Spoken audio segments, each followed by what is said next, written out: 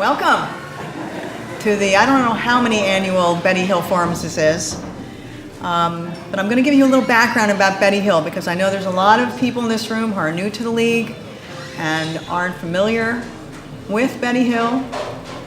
By the way, I'm Laura Smits. I'm a member of the Weston League, and I'm also a member of the State League of Women Voters of Connecticut for voter service.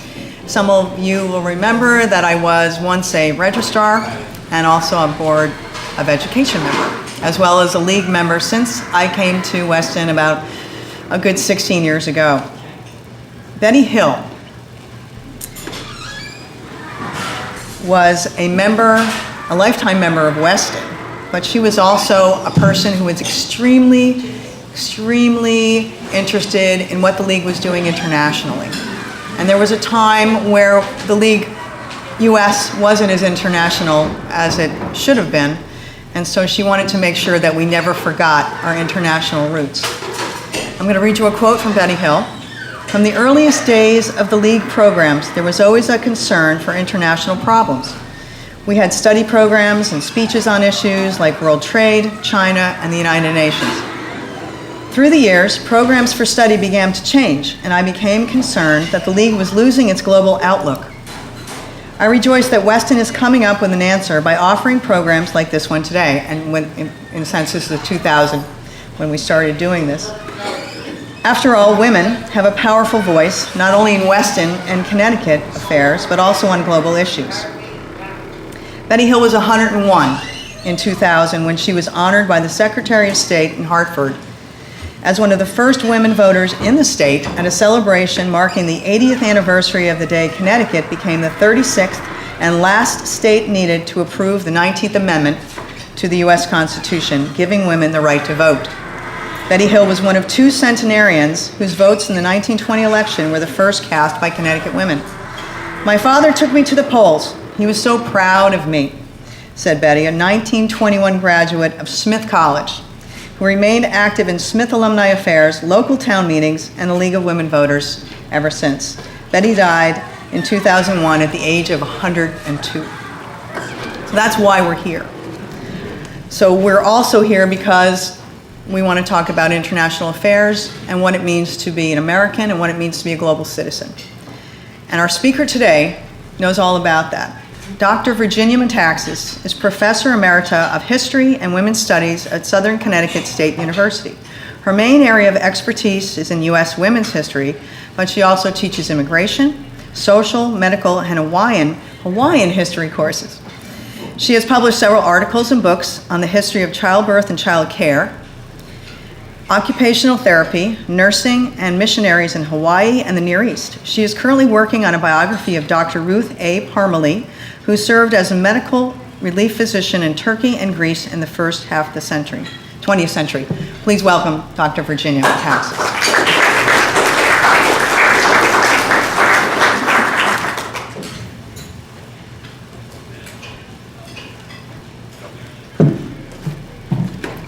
Hi, everybody. Can you hear me? Can you hear me back there? Yes. A little louder? It needs to be louder. Okay. I'm very good at projecting my voice.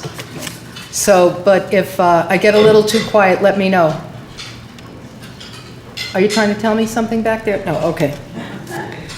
Let me first begin by thanking you all for inviting me. I just retired from Southern after nearly 30 years of teaching. And it's kind of like a different group I'll be talking to today rather than undergraduate and graduate students. When Laura asked me what I wanted to talk about, we tossed around a few ideas, and I decided that it would be a good idea to talk about immigration since it's such a hot topic these days, a rather controversial and difficult subject to talk about. And it's something that I think we all really need to think about. And so I thought sort of having a lesson on the history of immigration in America would be very helpful to all of us. So I have taught a course at Southern for many years called American Roots. And in that course, We analyze various kinds of trends in immigration and also migration. So we're looking at people who have moved from a place of origin who have gone somewhere else. And so some of the history that we talk about is, of course, people coming from Europe or Asia or Mexico to the United States, but also some history about people moving from let's say, the South up to northern cities, because we certainly cover also the Great Migration of African Americans from the American South to here. I normally teach that course over a 16-week period.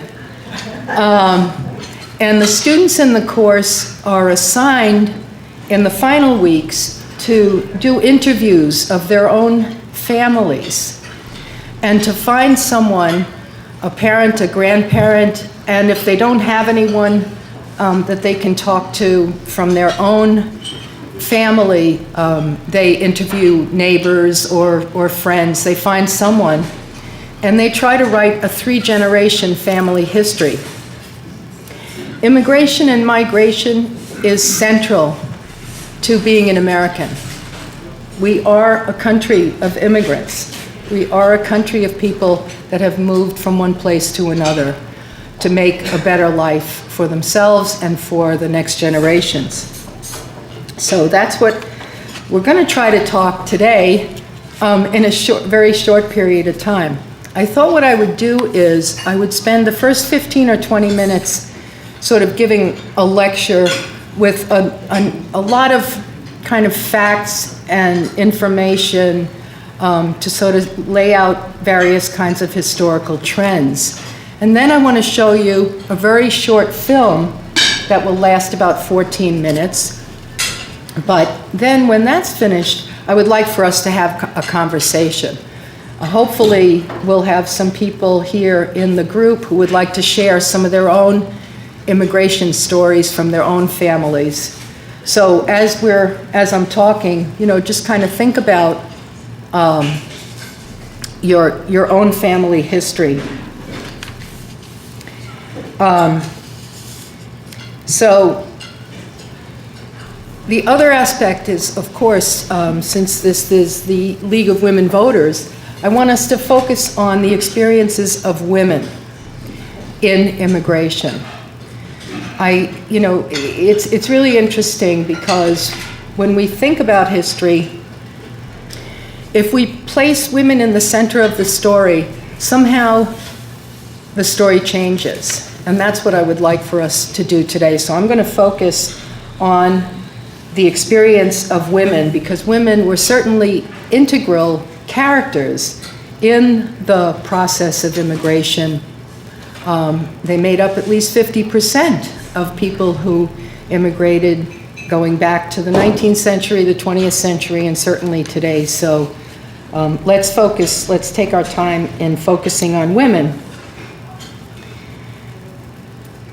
My lecture is going to talk about 3 major periods of immigration in American history. The first period being in the 19th century, around the middle of the 19th century, when most of the people who came to America came from Northern and Western Europe.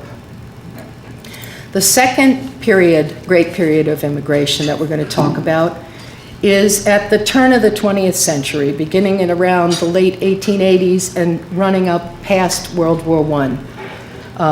I don't think I have to tell people here in this room when World War I was, right? We have to tell undergraduates this all the time. They're not sure when the American Revolution was, I'm sorry, I don't mean to insult. But chronology is something that I think you get a better handle on when you have a little bit more life experience. And then finally, what we would consider the third Great Migration, which is what we're in now, since World War II till about now. These 3 periods have been designated by historians.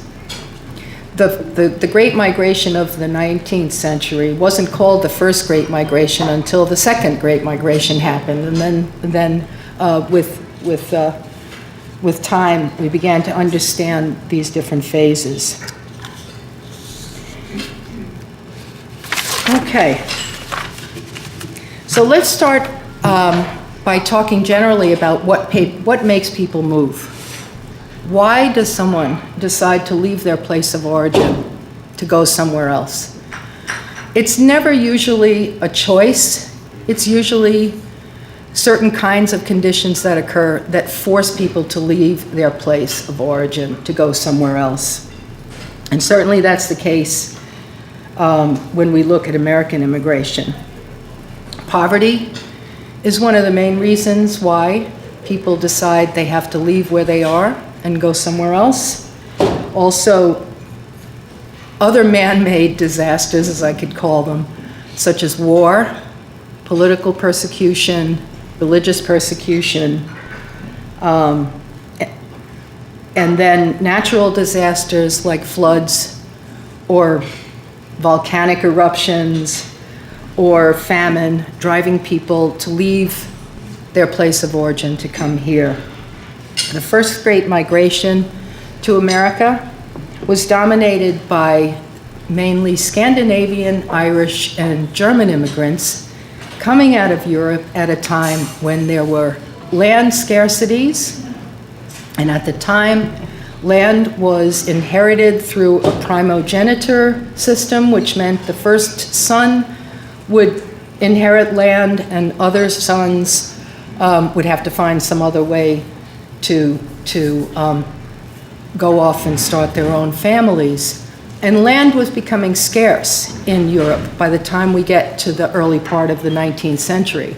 There had been a great population explosion beginning in the 17th century and coming up to the early 19th century, so that by the time population was counted in the early part of the 19th century, there would be 3 or 4 more people living in Europe than there had been in the earlier centuries. This is due to sanitation changes, better medical care, better nutrition. All of a sudden, a lot more people were surviving to adulthood and then wanting to start families and so forth, and there just wasn't enough land. So, and of course, the Great Famine in Ireland was another very dramatic cause for people to have to come, or to have to leave. At least 1 million people died during that famine, and at least 1 million left to come to America. From 1820 to 1870, over 7.5 million immigrants came to the United States. And that is more than the entire population of the United States in 1810. So you can see it was very dramatic, very, very great number of people coming here.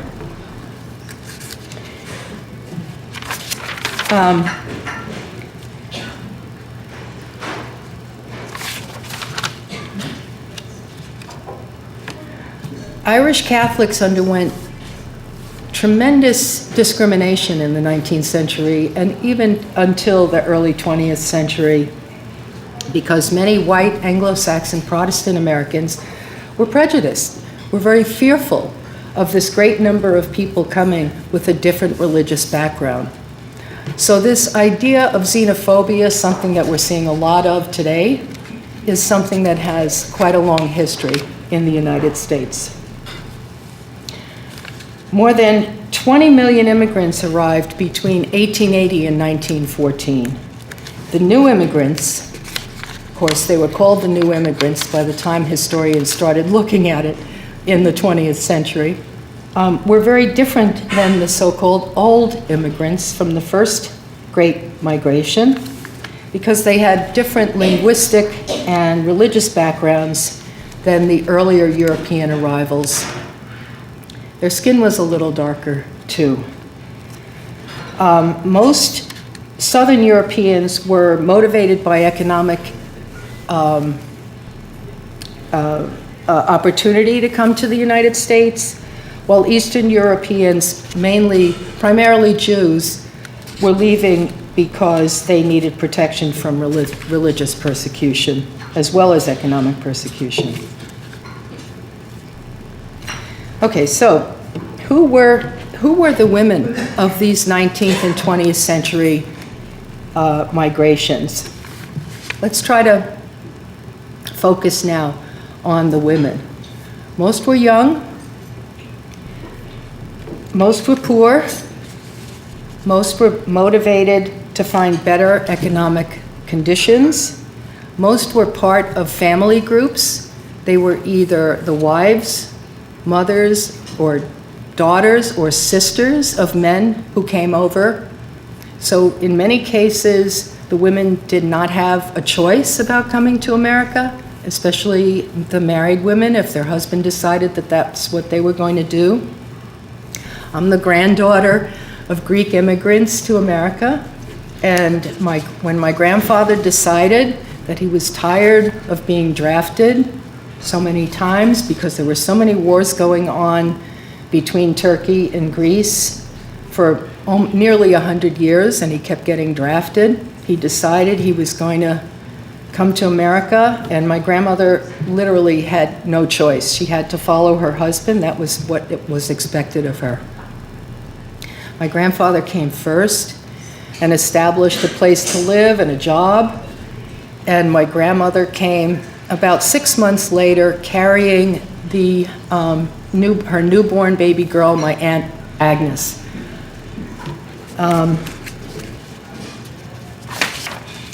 A sizable minority of women who came over were single, surprisingly, especially from Ireland, Scandinavia, and Germany in the earlier migration.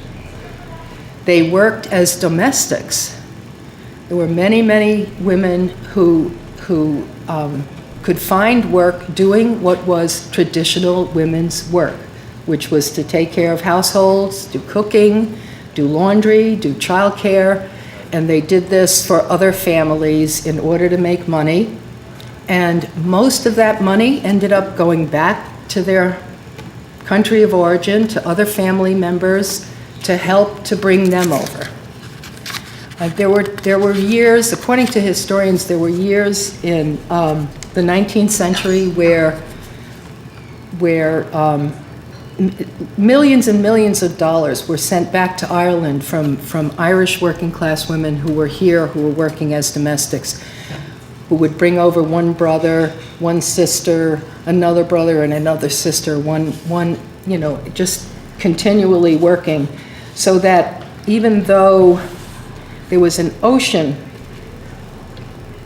in between many of these women and their families back home, they were still connected. They were still family members, still acting in the role of sister, daughter, etc. Between 1910 and 1915, in the second great immigration, at least 500,000 women came over as single, young, non-English speaking women as well. How did these women survive in the new land? First of all, they had a common set of problems, whether we're looking at the first, second, or third great migration. They had to adjust to a foreign, often hostile environment where there was unfamiliar food, clothing, language, customs, standards, new values. They had little or no political status. Their citizenship often depended upon the status of their husbands or fathers. And until 1920, we know women were not considered citizens, period, until we got the vote. Many women found themselves in a very interesting sort of historical moment, moving from a pre-industrial communal society, a rural society in their place of origin, to a highly industrialized one. For example, moving from the countryside in Ireland and coming to New York or to Boston, where there were huge cities. Sometimes these these migration patterns broke up into a couple of different stages. If we look at the example of Puerto Rico, a lot of women, rural women, would first move from the countryside into San Juan to work in factories where they would be making clothing. So instead of making that clothing at home or being responsible for the making of clothing at home, they were now in an industrialized world in San Juan. And from San Juan up to Philadelphia or New York City. Now I'm talking about the period when there were still such jobs. I mean, many of these jobs have disappeared. They've been sent overseas.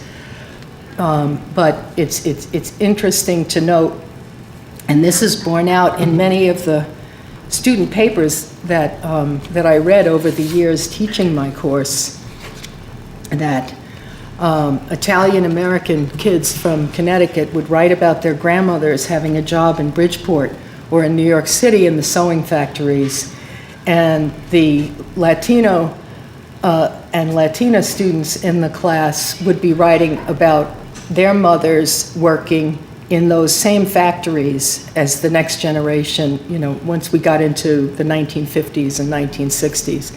And now, of course, all those jobs are gone. Sometimes the transition from the old country to the new was less radical, not from a pre-industrial society into an industrial one, but rather, similar circumstances. For example, people coming from the lakelands of Sweden coming to America and living in Minnesota and still working in a rural environment. So there were sometimes less dramatic change. All these women experienced culture shock, and it really depended upon the age, personality, and earlier experiences to figure out how these women got along, how they coped. Adjustment, of course, would be much easier for the younger women who would be more flexible emotionally and physically. But for older women, this was very difficult. The first problem encountered was homesickness. And this is something that I can attest to in the story of my own grandmother's life. She always said how much she missed her family. When she left Greece in 1916, she never saw her brother again. She never saw a couple of her sisters again. She never saw her parents again or any of her friends. And she was very, very lonely. And my grandfather decided that she was so sad that he would figure out a way to bring at least one of her sisters over. So that's exactly what he did. And her sister came, and she then, a few years later, married someone in the Greek community, from the Greek community, and had children. My grandmother had 4 children. My grandmother's sister had 3 children. And so I was lucky enough to grow up in a very large, boisterous, fun-loving Greek-American family with a lot of cousins. And we were very close. So my grandmother was much better able to cope with being in America that far away from her family, having this sister here, and eventually building that sense of family and community here in America. Very often there were conflicts between the women and their husbands, or between the women and their children, because for the most part these women represented the old world, the old ways, certain kinds of religious practice, the language, the cooking, all of that stuff. And in many cases, family members would rebel or would say, this is old-fashioned. There are stories of American women teachers in New York City giving lessons about the proper foods, and children would come home and tell their mother, my teacher told me I'm not supposed to have warm milk and coffee for breakfast. I'm supposed to have oatmeal. You know, the teacher said this, and this, you know, and the child was put into a position of translating what the new environment was demanding on the mothers, and the mothers often felt a loss of authority. She would think, well, oats, they're for animals. You know, we feed oats to the horses. We don't feed oats to our children. So for many women who had this culture shock, but also the lack of ability to speak English, that they found themselves having a really hard time trying to navigate not only the school system on behalf of their children, but medical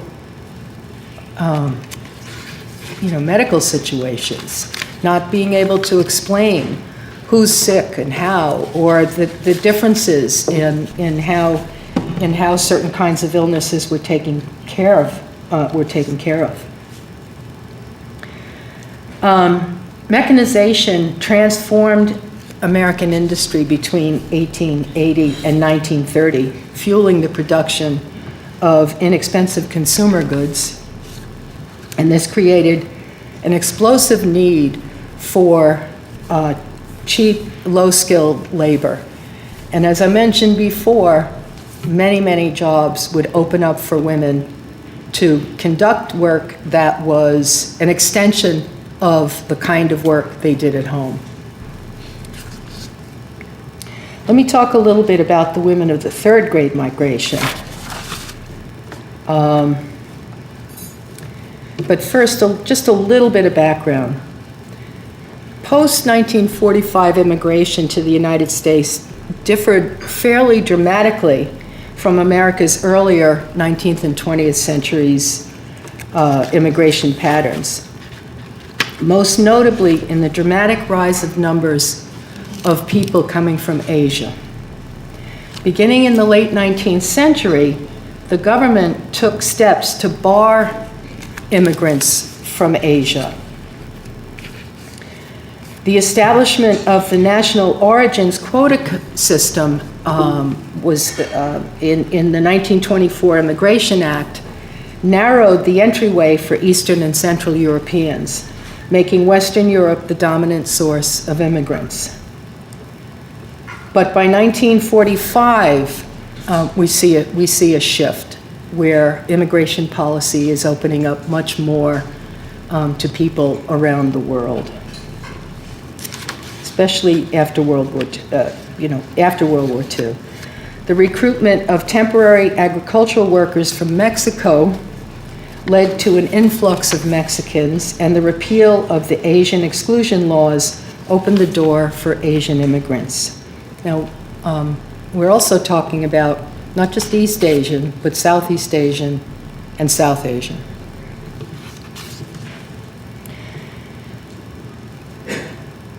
Okay, let me just skip through some of this. Today, there are more than 20 million immigrant women and girls in the United States today, and they are a formidable presence in U.S. society and in our economy. Nearly half are naturalized U.S. citizens. More than a quarter of immigrant women have a bachelor's degree or more education, and with women of India being the most highly educated, followed by those from the Philippines and China. Foreign-born women account for 15% of all employed women over the age of 16 in the United States. In fact, women from the Philippines, El Salvador, Vietnam, the Dominican Republic, and Guatemala have higher rates of participation in the labor force than native-born women.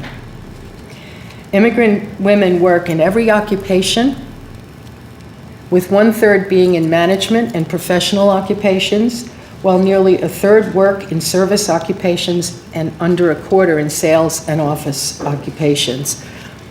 We see a difference in the kinds of work women are doing because the world has really industrialized. So we have people coming from their place of origin with a lot more skills, a lot more education than those women who came in the first and second waves. Despite their hard work and educational achievements, immigrant women earn less than foreign-born men and less than native-born men or women. So in general, although there are similar push factors causing people to leave their home of origin, push factors like poverty, like political oppression, like war, like natural disasters, the experiences of men and women are not identical.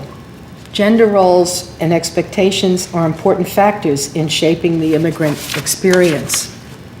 Women tend to identify more so as family members, and for them the move is still very much connected to the welfare and well-being of their family members.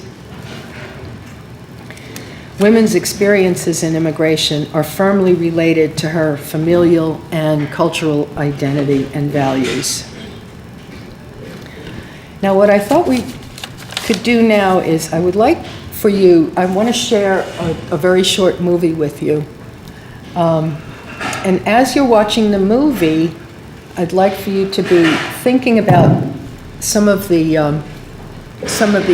ideas that I've shared about push factors, about initial experiences in the new world, and then we'll, after the film, we can talk about the film for a few minutes and then talk with each other about experiences that you'd like to share about your own female family members.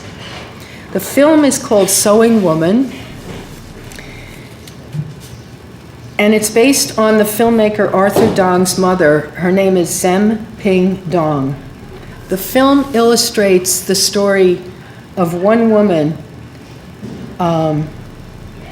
who really, it's about her determination from early childhood. She survives an arranged marriage, a war going on in China, the Second World War, the loss of her in-laws, and eventually comes to the United States to be in California with her husband, what many Chinese call the Gold Mountain, because the Chinese, as you may know, began to come to the United States in 1849 with the discovery of gold. It's a story of a modest woman who says, she calls herself, I'm just a sewing woman. And in the very beginning of the film, you'll see that there's a person speaking to her, and she's saying, I don't know why you want to ask me anything about my story. I'm just a sewing woman. I'm just an ordinary woman. I've just done what I need to do, what I'm supposed to do. But in my view, she's a very heroic woman who manages to overcome all kinds of odds. As we watch the film, let's contemplate the reasons why she left China, how she adjusts in the new land, how her values were challenged but maintained, and how she triumphs in reuniting her family. She's much, much more than just a sewing woman. At the very beginning of the film, there will be, by the way, we have to move the speaker when we do that. At the very beginning of the film, there will be some Chinese language spoken and some subtitles, but that only lasts for about 30 seconds. The film is, there is a narrator that will bring us her voice, and so it's just a few minutes that you have to read the subtitles. Can we move the speaker? Thank you.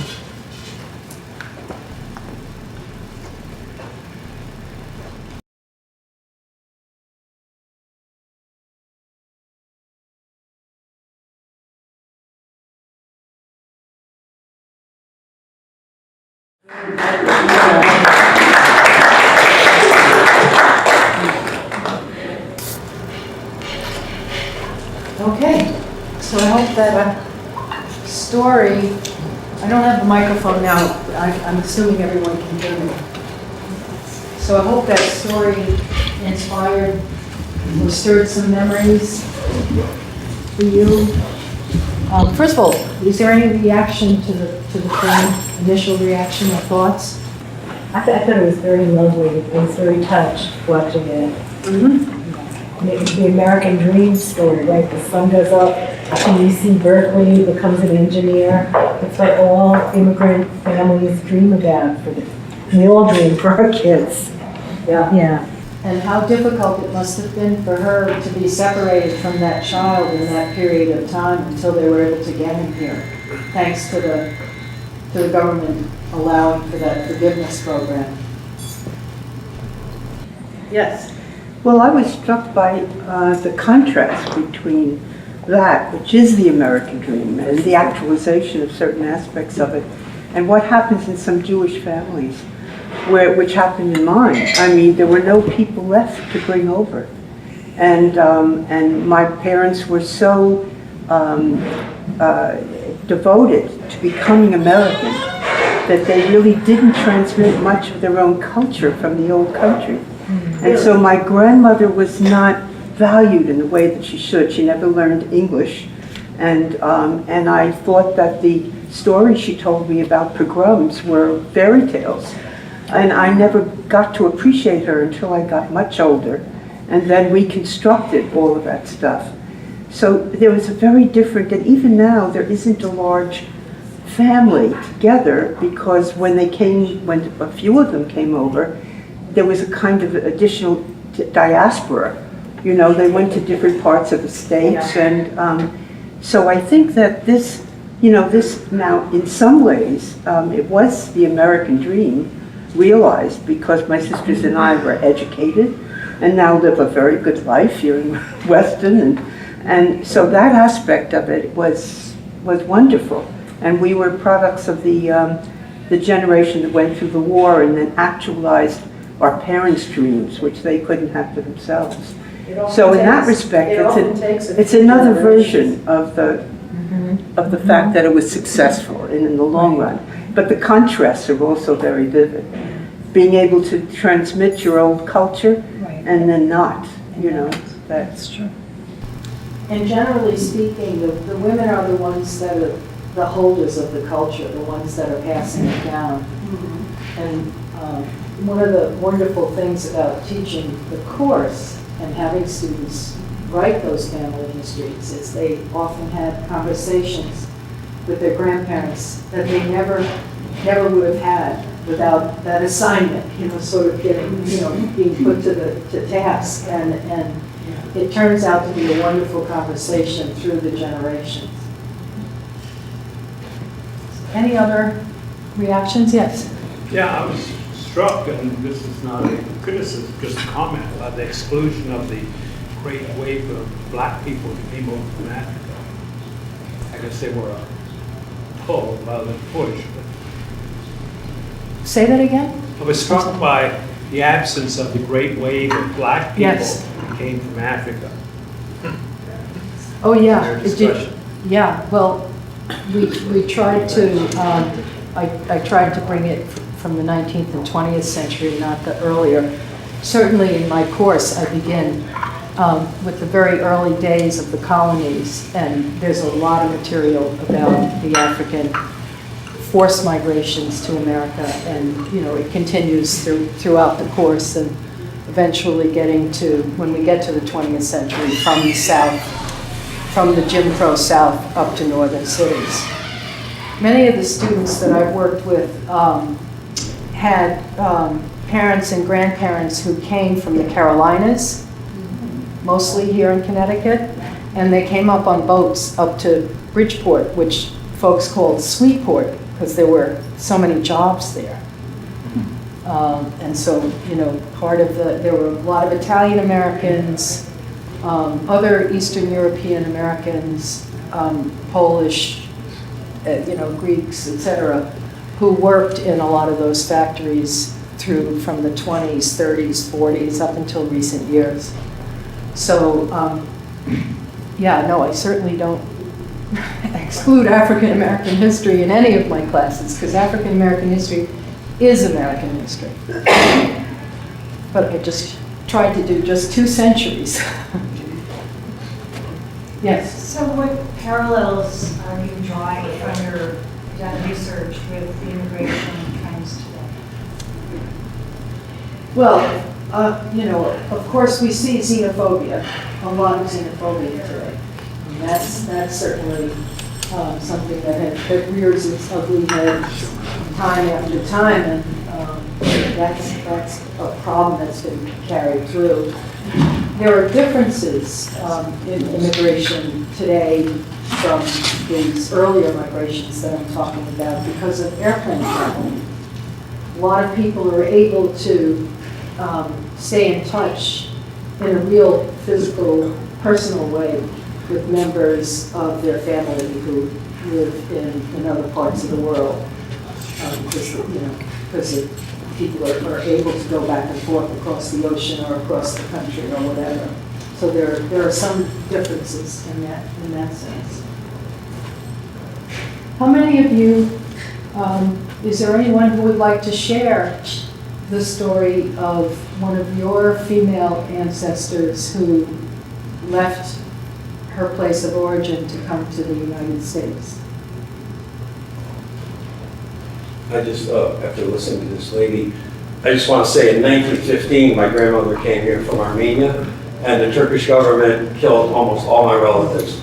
So when I grew up, I only had very few relatives that were Armenian. And I would ask my grandmother as a little boy, where is everybody? And she says, honey, when you get older, I'm going to explain it all. But every night, my grandmother used to sit in her room with a rocking chair and cry, and my grandfather would yell at her. And he'd say, Bartonish, her name was American Rose. He said, Bartonish, you can't worry about the Armenians. We're here in America. And she would tell him, oh man, leave me alone. And she goes, because my grandmother, when she came to this country in 1915, she had been raped by the Turkish government, by the soldiers at 12, and she had a small child. When she came in 1915, she was 15 with a 3-year-old child and a 10-year-old brother with asthma. And the Turkish government said, you can leave this country, but you got to leave one of them behind. And she left her child because her brother had asthma, and she knew the Turkish government would kill her brother. And she said she knew that they would take care of her baby because it was half Turkish, and they would raise that child as a Turk. And so she came to this country, but she sat in a rocking chair almost every night and cried about the little girl she left behind. And so I as a child, I heard this over and over. And when we would talk about it, my grandfather would always say to my grandmother, Bartonish, you could tell your story, but don't forget the Jews either. She said, Mom, my grandfather said, and my grandfather's business partner for 45 years was a Jewish man who had, come over. And, well, before the Jewish genocide, but they all went hand in hand. My grandparents always said, remember the Jewish people, don't ever forget. Don't forget about the Armenians. So when I was a kid, like I said, I didn't have any relatives. And my grandmother was in and out of the hospital for electroshock treatments for her depression because she was raped at 12 years old and had to leave her baby there. So like I said, we talked about Jewish history as a child just as much as we talked about Armenian. I just wanted to make a point about what you just said, that women sometimes suffered from having their grieving, their mourning, their losses pathologized.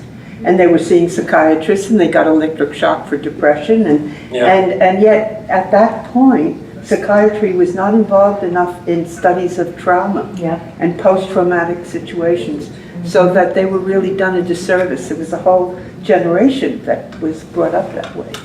My uncle used to say about his mother, my grandmother, oh, she'll get over it. And my mother used to say, Harry, no, she's not going to get over anything. This is real life. And this is no bull, He became very rich and he just, once he got rich he didn't care about the Armenians.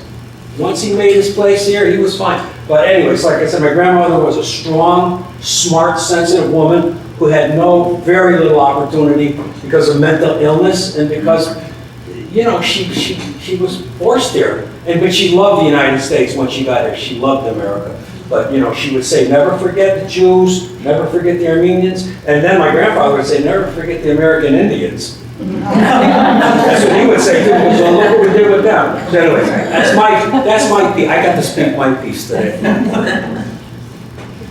Would anyone else like to share a story?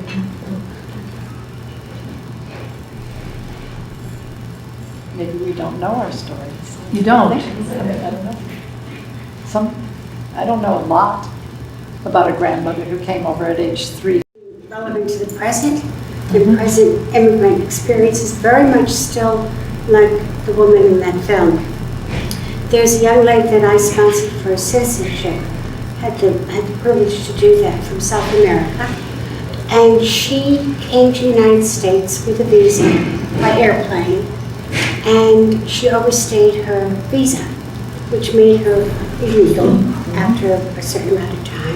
She left her 8-year-old boy at home and did not see him for another 8 or 10 years, because the rules are that you cannot leave the country and get back in if you have overstayed your visa. We sponsored her. It was an incredible 7 years getting her legal, very expensive. The immigration system is broken. She is now a U.S. citizen, very proud to be a U.S. citizen. Her son came for a while, but because of his own acculturalization, he went back. With the opportunity to become an immigrant, he didn't want that for himself. So it's very interesting that the younger generation may come to the United States, but may not choose to stay here. And that to me What was country are shocking. they from? Colombia, which is a country that's undergoing its own, not quite as bad as Venezuela, but it's teetering in terms of its own stability. It's actually very hard to immigrate now. It's impossible. It's impossible. The system is broken for everybody, no matter what you're. And expensive, as you say. And it's expensive. And if an American wants to help somebody, you have to have a lawyer, you have to have an accountant, you have to guarantee minimum wage, you have to have all kinds of hoops and you have to wait 7 years. Oddly enough, immigration right now is down. It's down. Because the American economy is not Yeah.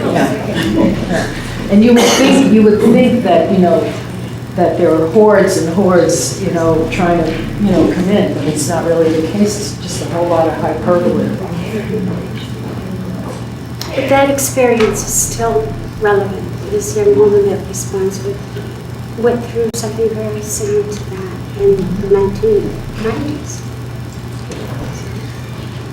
Any other stories to share? Not a story to share, but in your classes, do you have kids read? And there's so much immigrant experience literature now, like all these first novels from all these young people who are writing about their experiences. And a lot of it is similar to what this woman has gone through and how they fit in, and language and family and all that. In your class, did you require that, or was that a separate kind of thing? Sometimes I use short stories and films as well, and longer, novels. But it is a history course, so I can't do as much as I would like to. But one of my favorite books growing up was A Tree Grows in Brooklyn. And A Tree Grows in Brooklyn is an immigrant story. It's German or Austrian grandmother on the mother's side, and the Irish father. And there was a lot of intermarriage between Germans and Irish in New York City in the turn of the century. And most of my students never heard of A Tree Grows in Brooklyn, or never saw the film, so I like to use it as a story. Because it is an immigrant story, and it's also a story where the girl is supposed to play a certain kind of role, and she's the one that's pulled out of school because and her son to stay in. She struggles to be a writer. It's a beautiful story. Yes. The updated version of that is the new film, Brooklyn, which was out last year. Well, that's excellent. What a movie. It's a great movie. I love it. story about the immigrant experience and what makes America so rich if they got an Italian and an Irish woman getting together.